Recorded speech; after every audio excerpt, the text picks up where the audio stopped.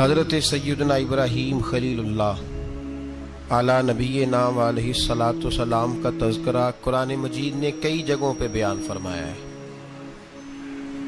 نبی پاک صلی اللہ تعالی علیہ وسلم نے ارشاد فرمایا کہ میں ملت ابراہیم پہ ہوں۔ حضرت ابراہیم علیہ الصلاۃ والسلام کے سیرت کو، سوانے کو، ان کی زندگی کے واقعات کو قرآن مجید نے متعدد مقامات پہ بیان کیا ہے۔ انبیاء کرام علیہ السلام 1,24,000 کم و بیش ہوئے، لیکن دین اسلام میں نبی پاک علیہ السلام کی امت میں جو مقام حضرت ابراہیم کا ہے وہ بس انہی کا ہے۔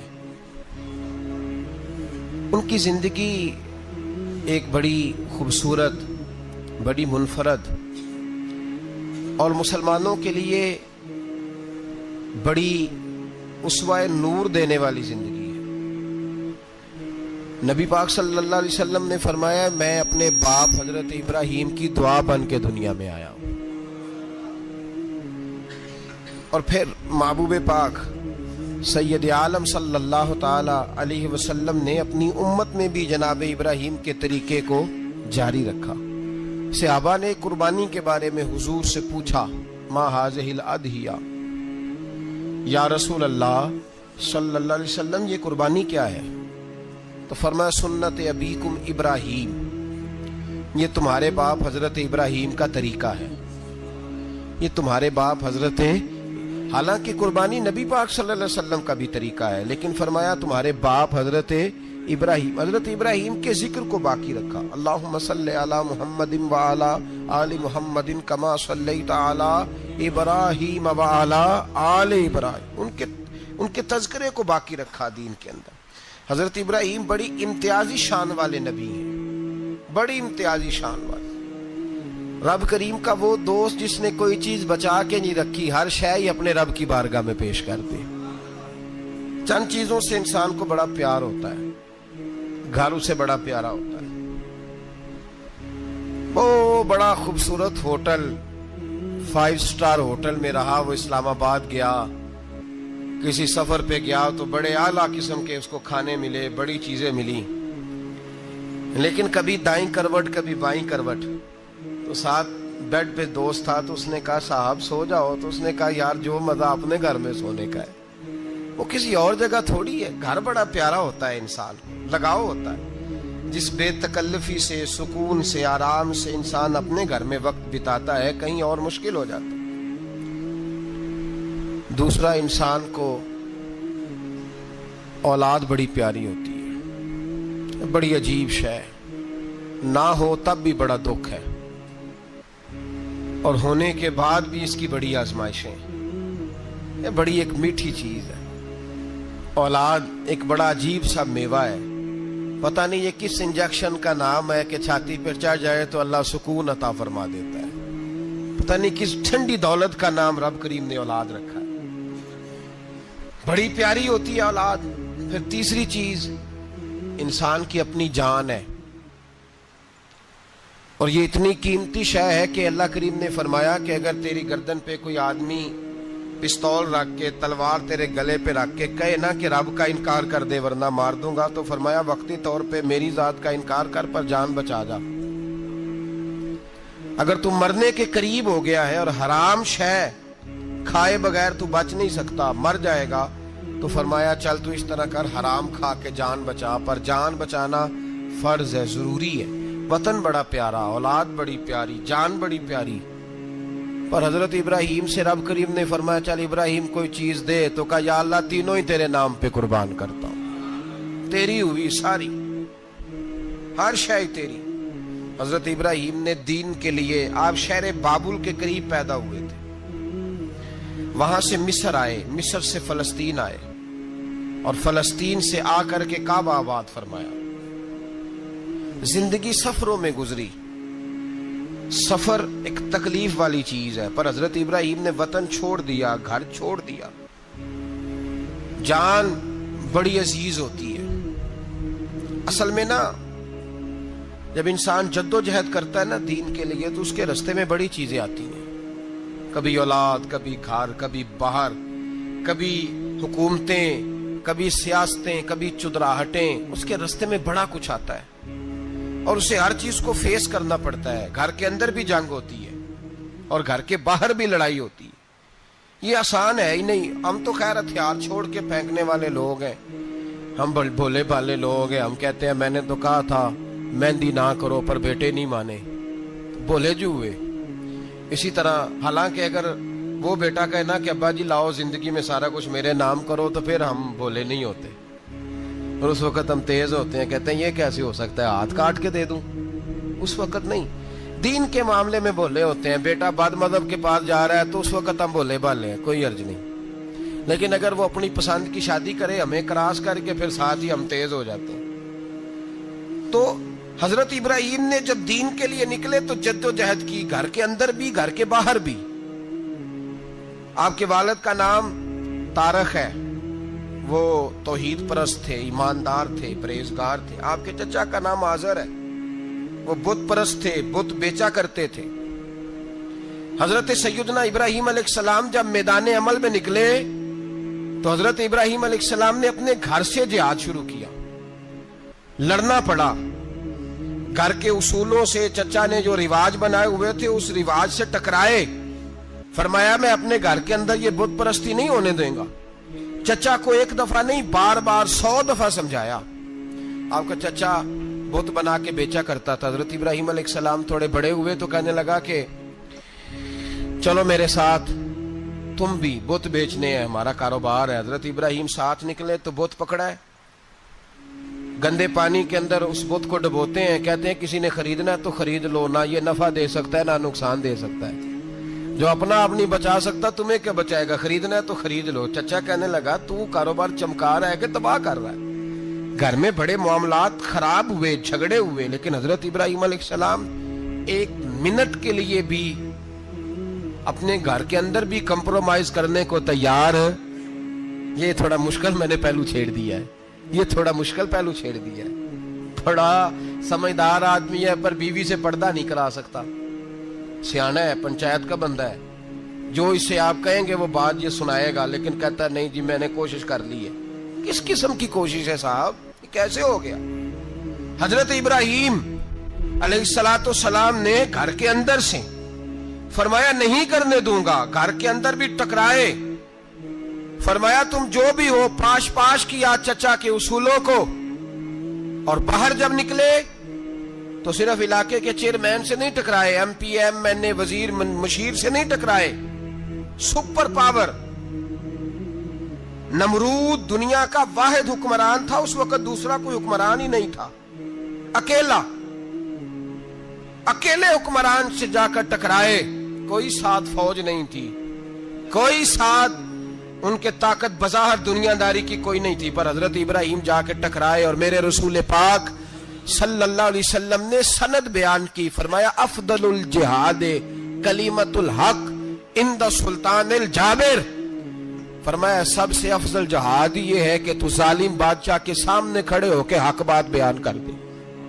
یہ سب سے بڑا جہاد ہے، یہ سب سے افضل الجہاد کلمۃ الحق عند سلطان الجابر، سب سے بڑا جہاد. حضرت ابراہیم کھڑے ہو گئے، سپر پاور سے ٹکرائے. یہاں ہم لوگ حکمتوں کا شکار ہیں، دیکھیں گے، کریں گے، سوچیں گے.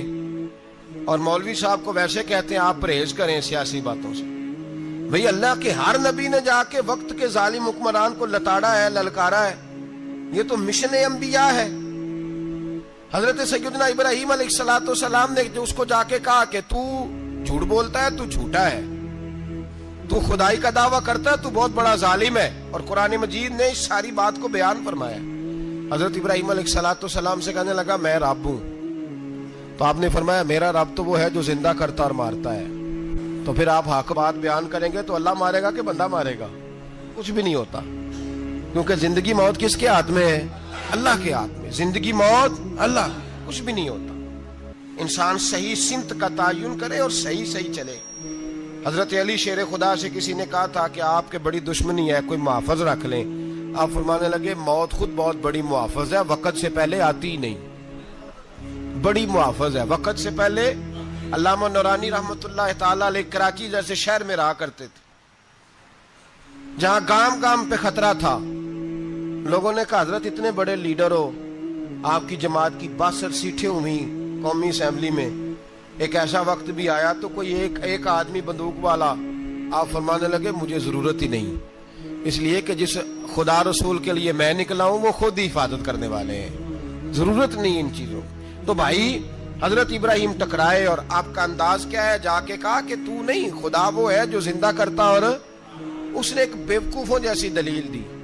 एक आदमी को कल फांसी देनी थी तो उसको बुलाया, कहने लगा तुझे कब फांसी है? उसने कहा कल। कहने लगा जा तुझे आजाद किया, जिंदगी दी, उसको छुट्टी दे दी। एक आम आदमी बेचारा बैठा था, उसको पकड़ के ना कहने लगा इसकी गर्दन उड़ा दो। कहने लगा देख लो मैं भी जिंदा करता और मारता हूं, वो जो कल मरने वाला था मैंने जिंदा कर दिया है, और जिसको पता ही नहीं था कि मैंने मरना है उसे पकड़ के मैंने मार दिया है। ये बेवकूफों जैसी दलील है।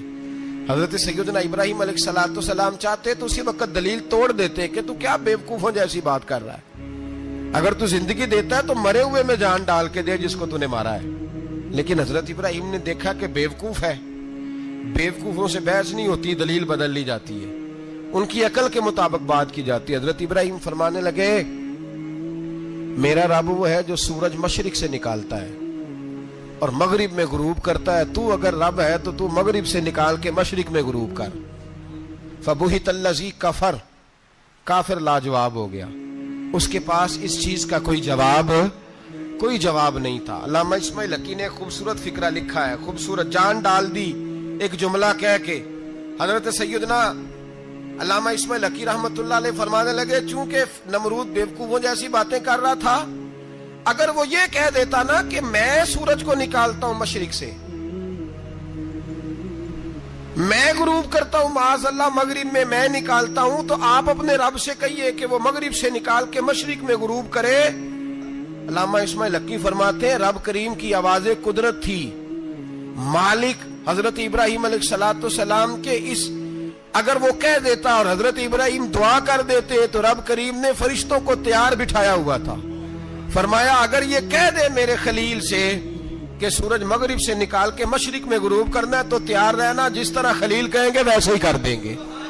वत्तखज़ल्लाहु इब्राहीम खलीला, इब्राहिम हमारा दोस्त जो हुआ, जैसे कहेगा वैसे कर देंगे। हजरत सैयदना इब्राहिम अलैहिस्सलाम की बातों का जब जवाब ना दे सका, दलील नहीं बंदा देता, फिर लड़ाई करता है, फिर झूठे मोटे एतराज करता है। दलील खत्म होती है तो लोग जातियात पे उतरते हैं, कहते हैं ये खांसता सही नहीं, देखता सही नहीं। दलील खत्म, अब जातियात पे उतरे, कहने लगे मुझे पता चला है कि ये फलानी जगह गया था तो वहां जाके इसने इस तरह किया है। फिर लोग जातियात पे उतरते हैं, जब दलील का जवाब दलील से नहीं दे पाते फिर जातियात पर उतर कर हमले करते हैं।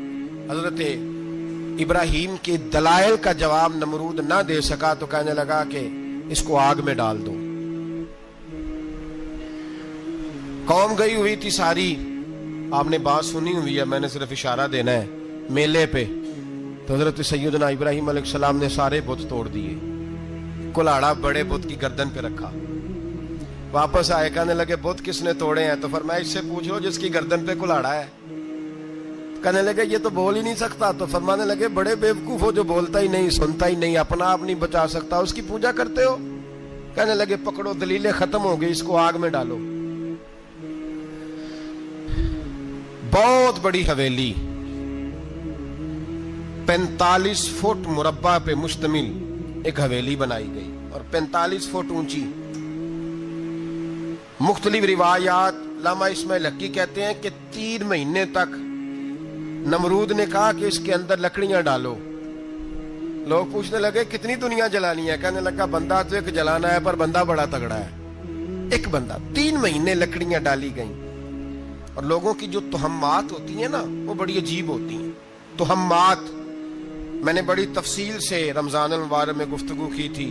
बदशगुनी, तुहम्मात लोग लेते हैं, उस वक्त भी लोग तुहम्मात का शिकार हो गए। अकीदा बिगड़ जाता है तो वो अजीबो गरीब बातें करने लगता है, तुहम्मात का शिकार हो गए। बीबियां नजर मानती, मैं बीमार हूं, अगर सही हो गई तो इतने मन लकड़ी दूंगी हजरत इब्राहिम की आग जलाने के लिए। एक औरत लेके जा रही है लकड़ियां, तो एक नेक दिल आदमी ने उससे पूछा कहां जा रही हो? कहने लगी मैंने मन्नत मानी थी तो हजरत इब्राहिम अलैहिस्सलाम को माज़ अल्लाह जलाने के लिए लकड़ियां लेके जा रही हूं, तो वो रब करीम के बंदे कहने लगे तू ढूंढती रहेगी, तुझे वो जगह मिलेगी नहीं। वो बीबी कई महीने घूमती रही, जगह ही नहीं मिली जहां लकड़ियां डालनी, मारी गई।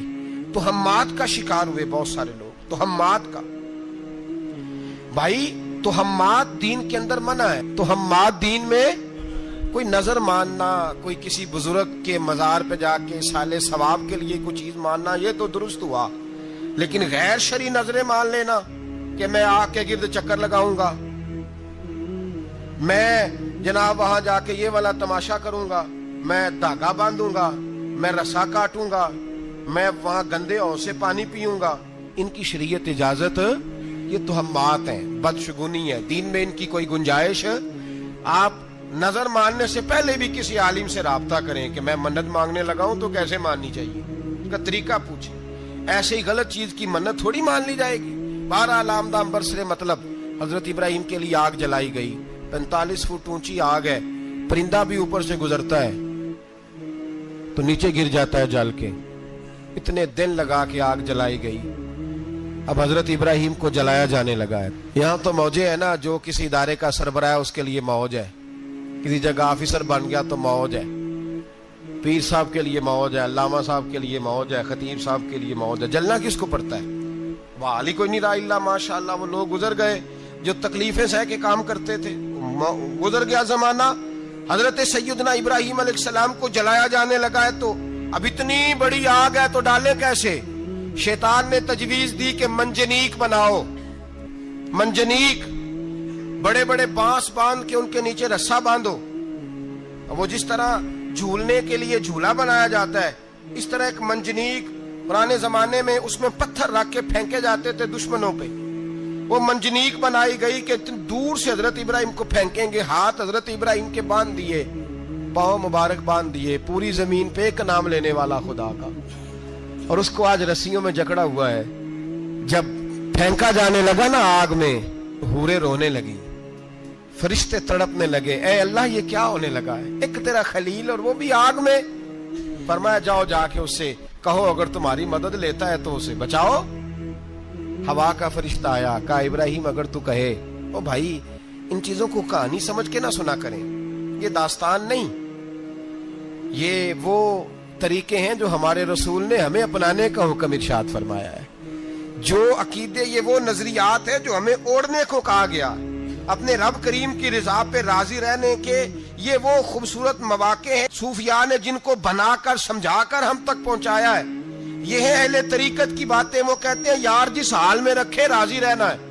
हजरत इब्राहिम अलैहिस्सलाम को फेंका जा रहा है, फरिश्ता आया, ए अल्लाह के खलील अगर हुक्म दो तो इतनी हवा चलाऊं कि नमरूदी जल जाए सारे, आग उन पे फेंक दी जाए। आपने फरमाया तू जा, तुझसे मुझे कोई काम नहीं। थोड़ी देर के बाद पानी का फरिश्ता आया, कहा हुजूर इतनी बारिश बरसाऊंगा कि आग बुझ जाएगी। फरमाया तू जा, तुझसे कोई काम नहीं।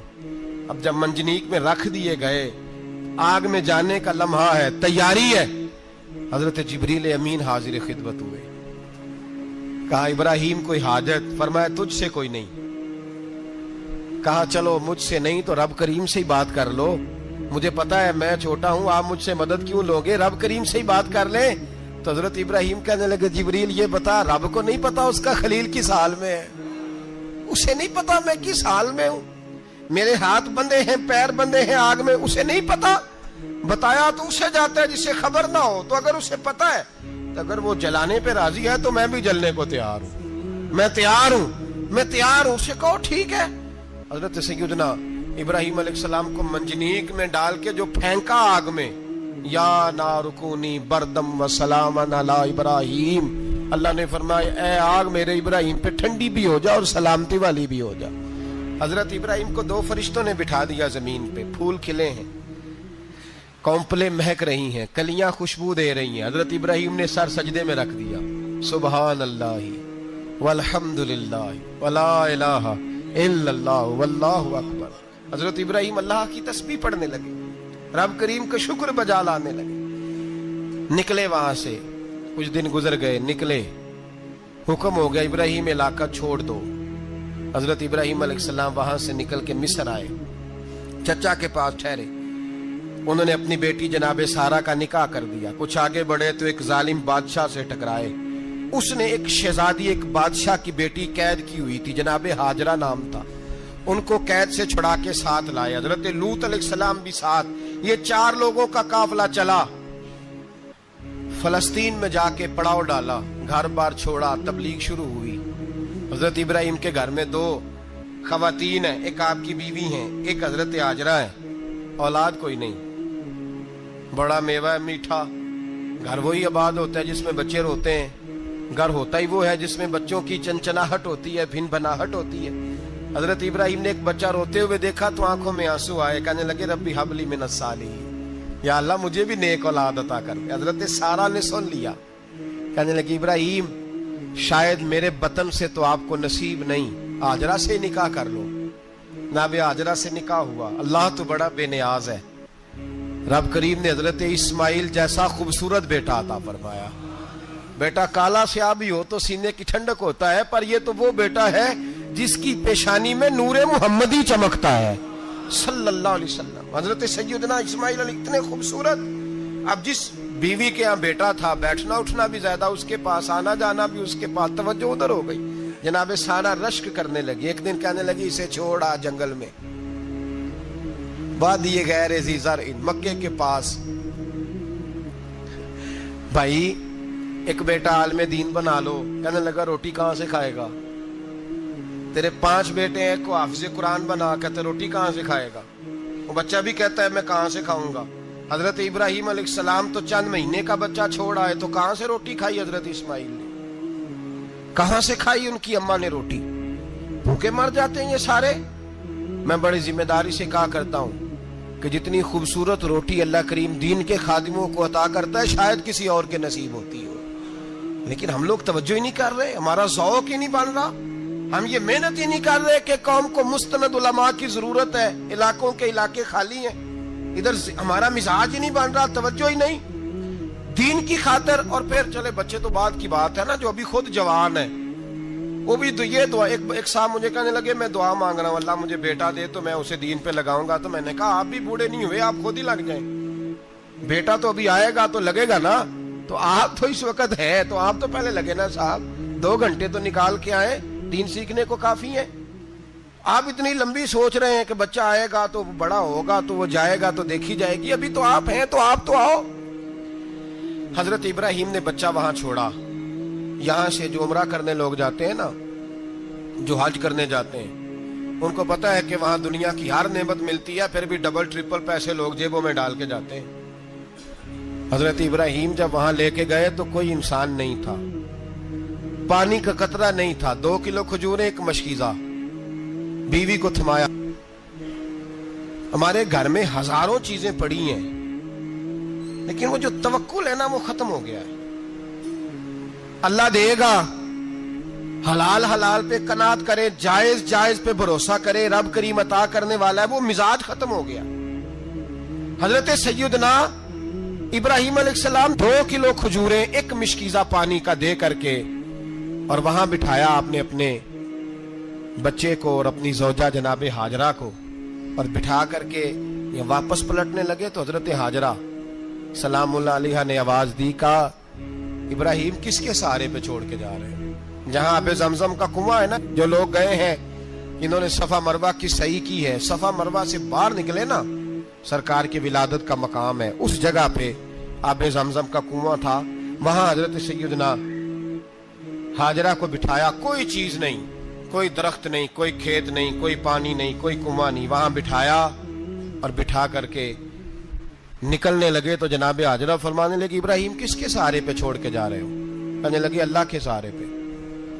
تو پاک باز بی بی نے ایک لفظ پوچھا, کہا ابراہیم یہ میرے رب کا حکم ہے, یہ میرے, بس جن کا عقیدہ توحید مضبوط ہو ان کے لیے ایک جملہ کافی ہوتا ہے, یہ میرے اللہ کا حکم ہے.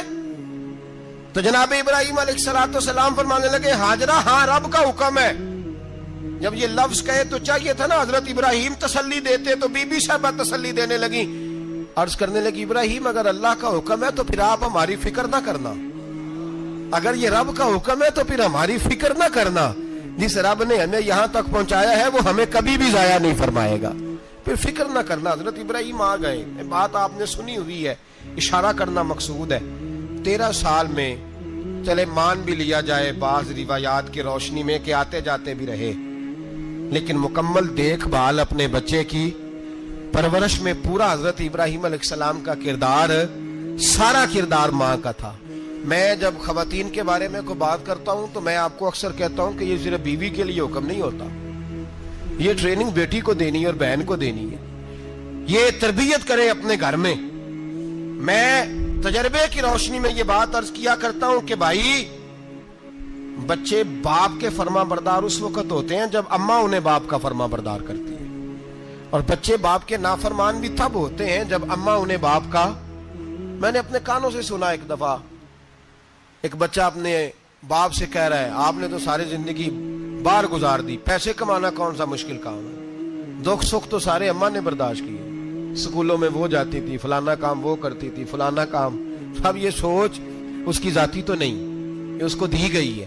اور اگر اس کو یہ سوچ دے دی جائے کہ اماں کہے کہ میں تو اپنوں میں رہی ساری زندگی, میں نے تو اپنوں میں وقت گزارا, اور تیرا باپ تو کئی دفعہ جنازے بھی نہیں پڑھ سکا, اس نے تو ماں باپ ایسے دفن کر دیے, وہ اگر یہ سوچ فراہم کرے تو پھر بچہ باپ کا فرما بردار ہوتا ہے. اور یہ والی روایتیں ہم بیوی کو سناتے ہیں, حالانکہ کس کو سنانی چاہیے بولیے؟ بہن اور بیٹی کو. بہن اور بیٹی کو سنائیں یہ باتیں, ان کو سمجھائیں تاکہ آگے جا کے وہ جو گھر ترتیب دیں وہ گھر بڑا عمدہ اور نکھرا ہوا ہو. حضرت سیدنا ابراہیم 13 سال کے بعد آئے, چونکہ گھر میں اللہ تبارک و تعالیٰ کی دوستی کا چرچا تھا, اللہ تبارک و تعالیٰ کی محبوبیت کا غلبہ تھا. 13 سال کے بعد فلما بالغ معہ سعیا, بیٹا جب اتنا بڑا ہوا کہ سال چلنے لگا تو حضرت ابراہیم نے اپنے بیٹے کو بلا کے کہا بیٹا مجھے خواب آئی ہے, میں تجھے ذبح کر رہا ہوں, تیری کیا رضا ہے؟ تو حضرت اسماعیل کہنے لگے یا ابت افعل ما تؤمر, ابا جی اللہ جیسے حکم دیتا ہے میرے ساتھ ویسے ہی کریں, جیسے اللہ حکم دیتا ہے ویسے ہی بولیے ویسے ہی کریں. حضرت حاجرہ کو کہا کہ ایک دوست نے دعوت کی ہے تو وہاں جا رہے ہیں. بی بی مطمئن ہے, تفصیلات کی ضرورت نہیں, ختم بات, اعتبار ہے, مطمئن ہو گئی. شیطان پیچھے سے آیا اماں کے پاس, ذرا تھوڑی دیر کے لیے تصور جمائیے, یہاں تو پڑوسن آ کے کوئی بات بتا دیتی ہے خاوند کے بارے میں تو کئی مہینے جھگڑا جاری رہتا ہے, پڑوسن محلے دار. شیطان نے آ کے بتایا لفظ کیا ہے, کہا حاجرہ تمہیں پتا ہے کہاں جا رہے ہیں؟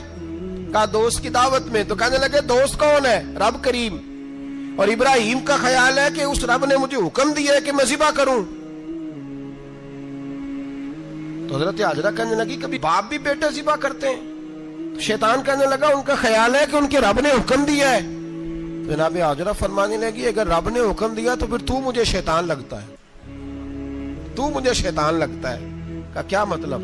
فرمانے لگی اگر رب کریم کا حکم ہے تو میرے پاس ایک اسماعیل ہے, اگر 1000 بھی ہوتے میں سارے اللہ کے راستے میں پیش کر دے دیتی. مالک کا ہی تو ہے سارا کچھ, اسی کا ہے, اس میں لیت اللہ کی کیا گنجائش. حضرت سیدنا ابراہیم علیہ السلام نے بیٹے کے حلق پہ چھری رکھ بھی دی اور چھری چلا بھی دی, رکھ بھی دی, اور وہ تو اللہ کریم نے فرمایا یا ابراہیم قد صدقت الرؤیا, ابراہیم تو نے خواب سچا کر دکھایا, وہ قیامت تک تیرا نام رہے گا. حضرت ابراہیم نے وطن بھی دیا, جان بھی دی, بیٹا بھی, اللہ کریم نے دمبے دیے, فرمایا یہ فدیہ ہے. اب یہ قربانی قیامت تک حضرت ابراہیم کے طریقے کے مطابق جاری ہے. حضرت ابراہیم بہت بڑے مہمان نواز تھے, بہت بڑے.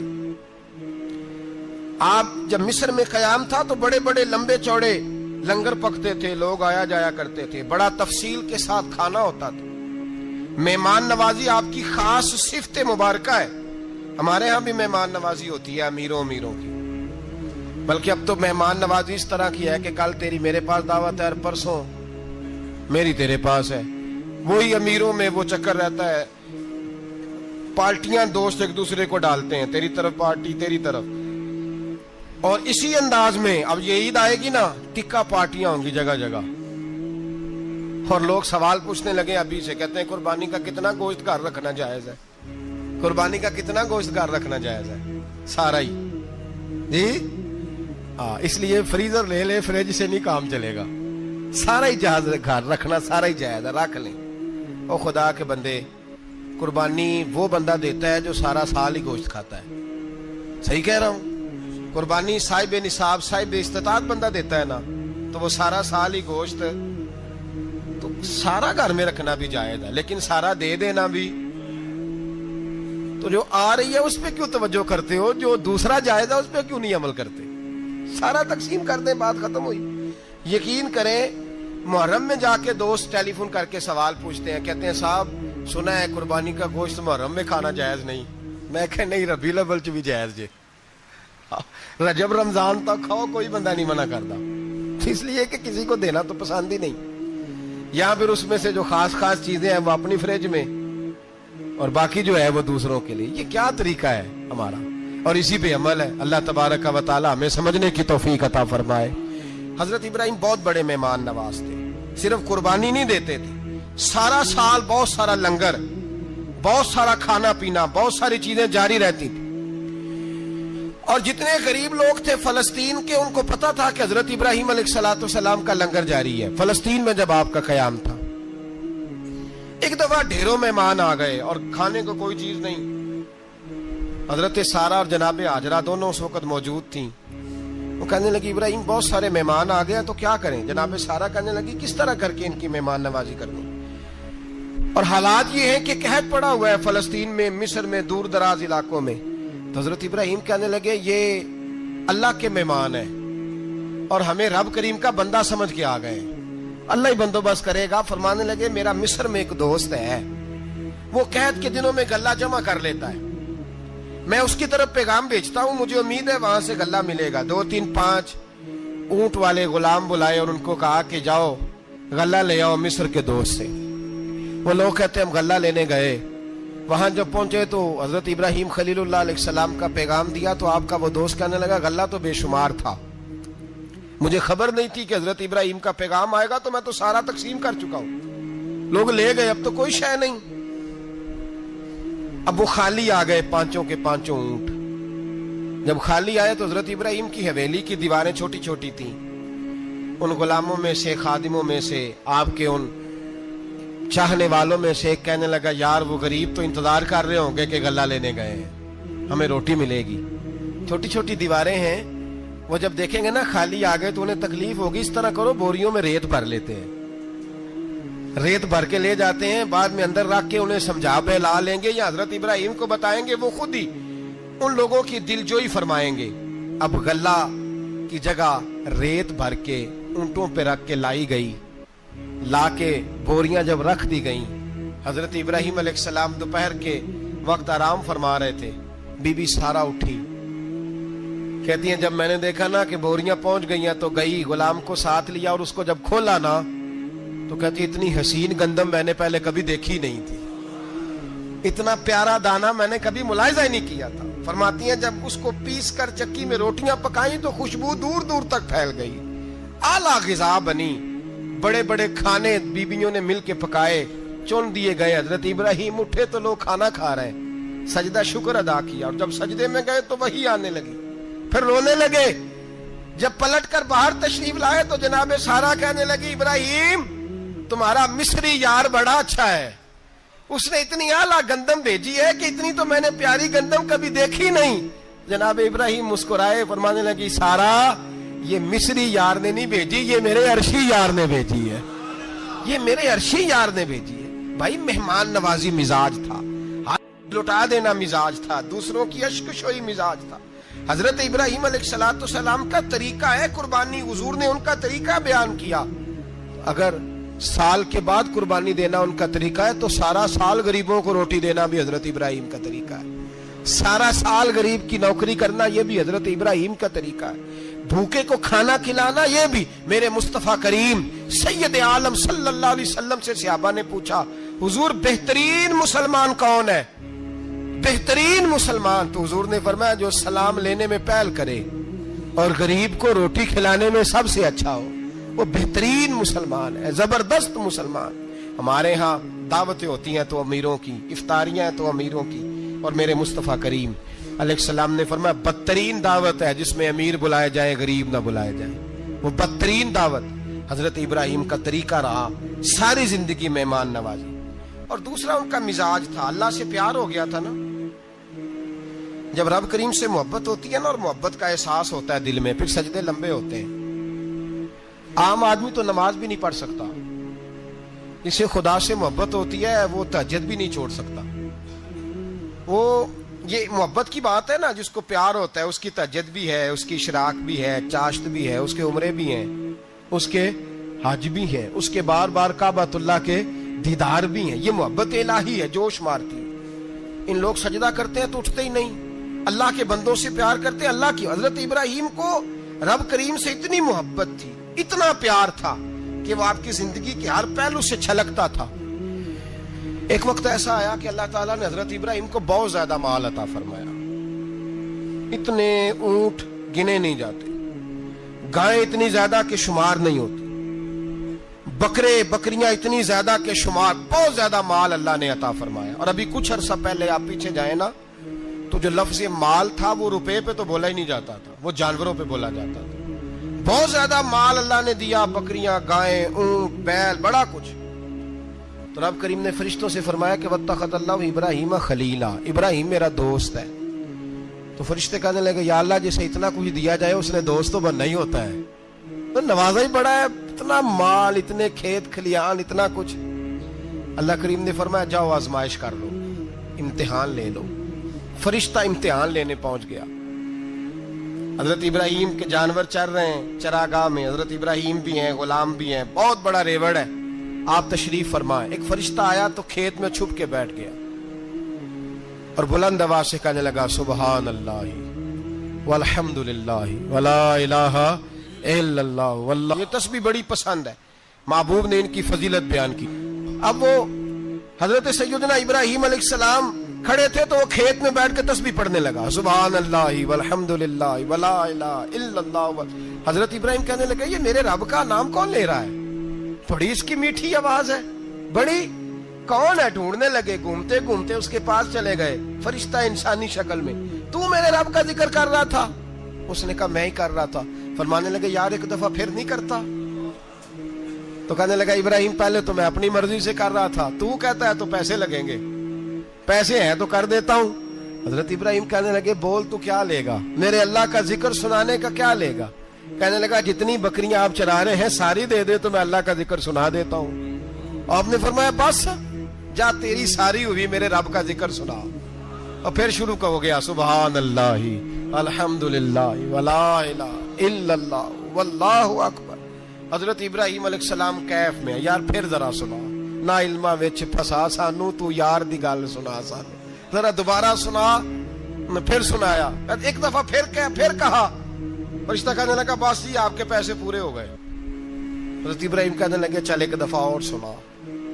کہنے لگا پیسے لگیں گے, تو کیا لے گا. کہنے لگا گائیں بھینسیں ساری میری. فرمایا بس یار اتنی قیمت, تو سنا صحیح, سارا کچھ ہی تیرا. پھر شروع ہو گیا سبحان اللہ والحمدللہ ولا الہ الا اللہ واللہ اکبر. گائیں دے دیں, بھینسیں دے دیں, وہ ذکر سناتا ہے. حضرت ابراہیم کبھی مچلتے ہیں, کبھی روتے ہیں, کبھی آہیں بھرتے ہیں. تو میرے رب کا نام لے رہا ہے, ذرا پھر سے لے. کیف جاری ہے. کہنے لگا بس بھائی. حضرت ابراہیم فرمانے لگے تو اور لے لے جو لینا ہے, مجھے ذکر سنا. اس نے کہا ابراہیم بکریاں میں لے چکا, گائیں بھینسیں میں لے چکا, اونٹ رہ گئے, سارے لے لوں گا پھر ذکر سناؤں گا. فرمایا جا تیرا ہوا تو ذکر سناتا رہ, میں دیتا ہوں. دے دیا, کچھ دیر ذکر کیا تو اب خاموش ہو گیا. حضرت ابراہیم خلیل اللہ علیہ السلام فرمانے لگے ذکر سنا. کہنے لگا ابراہیم اب تیرے پاس دینے کو کیا ہے, ہر چیز تو میں لے چکا. آپ فرمانے لگے یہ گائے بھینسیں بکریاں چرانے کے لیے تجھے کوئی نوکر ملازم بھی تو چاہیے نا. تو اس طرح کر, مجھے رکھ لے, میں روٹی نہیں مانگوں گا, کھانا نہیں مانگوں گا, تو اللہ کا ذکر سناتا رہنا, میں تیرے جانوروں کی نوکری کرتا رہوں گا. حضرت ابراہیم علیہ السلام نے جب یہ کہا نا, فرشتے کی آنکھوں میں آنسو آ گئے. تر دامنی پہ شیخ ہماری نہ جائیے, ہم دامن نچوڑ دیں تو فرشتے وضو کریں. فرشتہ رو پڑا اور کہنے لگا ابراہیم مجھے سینے سے لگاؤ, آپ واقعی اس قابل ہے کہ اللہ آپ کو اپنا دوست بنائے, واقعی اس قابل ہے کہ رب آپ کو اپنا. حضرت ابراہیم علیہ السلام کا خدا سے محبت کرنے کا نرالا انداز. اور میرے بھائی यही मोहब्बत उन्हें मेरे मुस्तफ़ा से भी थी। एक नबी घर बना रहा है, दूसरा बनवा रहा है। हजरत इस्माइल अलैहिस्सलाम पत्थर उठा उठा के ला रहे हैं, जनाब इब्राहिम बना रहे हैं। जब खाना काबा बन गया तो कहने लगे रब्बना वब्अस फीहिम रसूला, ऐ अल्लाह अब इसे बसाने के लिए अपना आखिरी रसूल भी अता फरमा। नबी पाक फरमाते हैं मैं दुआ हूं हजरत इब्राहिम की। ये कुर्बानी हजरत इब्राहिम का तरीका है। हुजूर ने, अगरचे नबी पाक की अपनी सुन्नत थी, ये भी कह सकते थे सुन्नती व सुन्नती अबीकुम इब्राहिम, मेरी सुन्नत है और तुम्हारे बाप इब्राहिम की सुन्नत है। ये नहीं फरमाया। जब सहाबा ने कहा कुर्बानी क्या है, फरमाया सुन्नती अबीकुम इब्राहिम, ये तुम्हारे बाप इब्राहिम की सुन्नत है। हर साहिब निसाब पर कुर्बानी वाजिब है। जो ज़कात का निसाब रखता हो उस पर कुर्बानी वाजिब है, यानी जरूरियात से ज्यादा इतने पैसे, जितने पैसों से ज़कात फर्ज होती है, उतने पैसे जिस आदमी के पास कुर्बानी से पहले पहले आ जाएं उस आदमी पर कुर्बानी करना वाजिब है। बकरा, छतरा, दुम्बा 1 साल का या दुम्बा 6 महीने का हो पर इतना बड़ा महसूस होता हो कि लगे कि 1 साल का है, उसकी कुर्बानी हो सकती है। जानवर में कोई ऐब नहीं होना चाहिए, इतना कमजोर ना हो कि ज़िबा जहाँ उसे करना है वहां वो चल के जा ना सके, इतना कमजोर जानवर ना हो, उसके अंदर बज़ाहिर कोई इतना बड़ा नक्श ना पाया जाता हो, काना ना हो, लंगड़ा ना हो, कोई उसकी हाथ ना कटे हुए हो, ऐसा नक्श जो वाजे हो। बकरा 1 साल का, गायें और भैंस ये 2 साल की, ऊंट 5 साल का। अब इसमें यह है कि हमारे बहुत सारे दोस्त, चूंकि हम देहाती लोग हैं, तो पूछते हैं कि दोंदा नहीं है तो चौगा नहीं है, तो ये हमारी पंजाबी की इस्तिलाहात हैं, पंजाबी की। शरीयत इस्लामिया ने साल बताए हैं, ये तो हमने अपनी आसानी के लिए, या देहातों में जो माहौल था इस तरह का जानवर लें, खूबसूरत जानवर लें। जो निसाब है वो भी मैंने आपको बताया, लेकिन एक और पहलू भी है। नबी पाक सल्लल्लाहु अलैहि वसल्लम पे ज़कात कभी फर्ज नहीं हुई, कभी हुजूर पे ज़कात फर्ज नहीं हुई। नबी पाक सल्लल्लाहु अलैहि वसल्लम के पास इतना सरमाया कभी इकट्ठा हुआ ही नहीं कि ज़कात फर्ज हो। लेकिन नबी पाक के सहाबा फरमाते हैं कि मदीने के 10 सालों में अल्लाह के रसूल ने हर साल कुर्बानी फरमाई है, हर साल कुर्बानी दी। और जिस साल हुजूर हज करने गए उस साल अल्लाह के नबी ने 63 ऊंट ज़िबा फरमाए। और हुजूर सल्लल्लाहु अलैहि वसल्लम जब ऊंट ज़िबा करने लगते ना तो सहाबा कहते हैं ऊंट खुद दौड़ के हुजूर के सामने आके लेट जाता और नबी पाक उसे ज़िबा करते और फरमाते हैं एक दूसरे को धक्के देते ऊंट के, पहले मैंने जाना है ज़िबा होने के लिए, पहले मैंने। उन्हें पता था कि जो मुस्तफ़ा के हाथों ज़िबा होगा वो तो दायमी जिंदगी पा जाएगा, यहां भी वहां भी जिंदा। 63 ऊंट ज़िबा किए। एक ऊंट में कितनी कुर्बानियां होती हैं? 7। अब 63 को 7 से ज़रब दोगे तो कितनी बनेगी? और फिर नबी पाक सल्लल्लाहु अलैहि वसल्लम ने 10 साल मदीना मुनव्वरा में कुर्बानी दी, हर साल। अब वो 63 ऊंट, एक ऊंट में 7 कुर्बानियां, हर साल यहाँ कुर्बानी। और मौला अली शेर खुदा फरमाते हैं नबी पाक 2 कुर्बानियां देते। मैंने कहा हुजूर 2 जानवर ज़िबा कर रहे हैं आप, तो हुजूर ने फरमाया एक मेरी तरफ से, एक मेरी उम्मत की तरफ से, गरीबों की तरफ से। और हजरत अली को हुजूर ने वसीयत फरमाई तू 2 दिया करेगा। या रसूल अल्लाह सल्लल्लाहु अलैहि वसल्लम मैं गुलाम हूँ, खादिम हूँ। हुजूर ने फरमाया अली एक तूने अपनी देनी है, एक मेरी तरफ से देनी है। 2 कुर्बानियां। मौला अली ने भी सारी जिंदगी 2 कुर्बानियां दी। हजरत अली भी माल के निसाब नहीं थे, अपना मकान ही नहीं था, कोई कारोबार नहीं था, कई दिन फाके रहते थे, पर कुर्बानियां कितनी देते थे? 2। हमारे पास वैसे अगर ससुराल में, मेके में, कजनों में कुछ शादी हो जाए तो 50-60 हजार का खर्चा बराबर है, वो पक्का है। और कुर्बानी की बारी गरीब हो गए, सारे गरीब हो गए, कहते नहीं यहाँ मुश्किल है। और खुदा के बंदे अल्लाह के साथ तिजारत कर, उसके रास्ते में 1 देगा, रब तुझे 70 गुना इजाफा के साथ अता फरमाएगा। कुर्बानी माल के निसाब पे है। कोशिश किया करें कि अल्लाह के रास्ते में जब देना हो फिर लैतुल अल्लाह से बचें, खूबसूरत जानवर लाएं। जिनको अल्लाह ने तौफीक दी है उनके लिए नसीहत है, जिनको अल्लाह ने तौफीक दी। मैंने अपने हजरत साहब को देखा है, वो कहते थे कई जानवर अल्लाह ने बड़ा नवाजा है। कहते एक मेरा है, एक मेरे माँ का, एक मेरे बाप का है, एक मेरे फलां उस्ताद साहब का, एक मेरे पीर साहब का है। ये जानवर गौसे आदम जिलानी का नाम का दे रहा हूँ। और फिर एक बड़ा खूबसूरत जानवर बंधा होता और हजरत खुद उनको चारा डाल रहे होते, तो हुजूर ये क्या है? फरमाने लगे ये मैं रसूलुल्लाह के नाम पे कुर्बान करूंगा, ये नबी पाक के नाम पर कुर्बान किया जाएगा। जिनको अल्लाह ने हैसियत दी है, वो कोशिश करें अपने महबूब की तरफ से भी कुर्बानी करें, नबी पाक के नाम की कुर्बानी दे। खूबसूरत सा जानवर प्यारा, फिर उसकी खिदमत हो, फिर उसकी कुर्बानी दी जाए और नबी पाक के नाम पर कुर्बानी दी जाए। हुजूर ने खुद वसीयत फरमाई हजरत अबू बकर सिद्दीक को, कुर्बानी बड़ा हसीन अमल है। और मेरे नबी पाक सल्लल्लाहु अलैहि वसल्लम ने नाराजगी भी फरमाई, जरा खूगर हमद से थोड़ा सा गिला भी सुन ले। मेरे हबीब ने फरमाया जो ताकत के बावजूद कुर्बानी ना करे वो हमारी ईदगाह में ईद की नमाज पढ़ने ना आए, वो ना आए। और या रसूलल्लाह जो करेगा, फरमाया कुर्बानी के जानवर का खून का कतरा बाद में जमीन पे गिरेगा, अल्लाह उसके सारे गुनाह पहले माफ फरमा देगा, अल्लाह उसके सारे गुनाहों को बख्शेगा। कुर्बानी करें, खूबसूरत अंदाज में करें, अल्लाह की रिजा के लिए। बुजुर्गों ने लिखा है 3 हिस्से करो गोश्त के, एक घर में रखो, एक रिश्तेदारों में बांटो, पड़ोसियों में बांटो, और तीसरा फकत गरीबों को दो। लेकिन मैं अक्सर ये सोचता हूँ कि हमारे यहाँ कुर्बानी करता ही वो है जिनके घर में हर जुमेरात को छोटा गोश्त पकता है और जिनके घर में हफ्ते में 3 दफा मुर्गी का गोश्त पकता है, वही तो कुर्बानी देने के काबिल होते हैं। तो वो भी अगर कुर्बानी के बकरे में से भी तीसरा रखना चाहें तो इजाजत तो है, मैंने कहा सारा रखने की भी इजाजत है। लेकिन अगर आप मेहरबानी करें, कोशिश करें कि यार हम तो सारा साल ही खाते हैं और हमारे यहाँ जो गोश्त तकसीम होता है ना वो भी बारी लगी हुई है, उधर से प्लेट आई थी गोश्त की तो इधर से भर के चली गई, भाई उसने की है, उसको बार बार गोश्त देने का क्या मतलब है। आप ये देखें अजीजों में, रिश्तेदारों में, और मैं अगर थोड़ा सा आपकी तवज्जो कराने में कामयाब हो जाऊं तो सफेद पोश लोगों को देखें। कुछ सफेद पोश हैं, सफेद पोश जिनके ऊपर कर्जे हैं, बीमारियों ने जकड़ लिया है, घर में बड़े बड़े सख्त मरीज आ गए हैं, सफेद पोश पहले दिया करते थे। आप उनसे पूछते हैं साहब कुर्बानी, तो बात को टालते हैं, वो कहते हैं सोच रहा हूं कोई हिस्सा उस्सा डाल जाए, पर्दा पोशी करते हैं, कहते हैं कहीं हिस्सा रखा हुआ, पर्दा पोश। अक्सर वो लोग कुर्बानी नहीं दे पाते, अक्सर दिया करते थे अब नहीं दे पा रहे, क्यों? इसलिए कि मुश्किलात ऐसी आ गई। उन लोगों का ख्याल करें, उनके घरों तक गोश्त पहुंचा के आए, उन पर तवज्जो करें।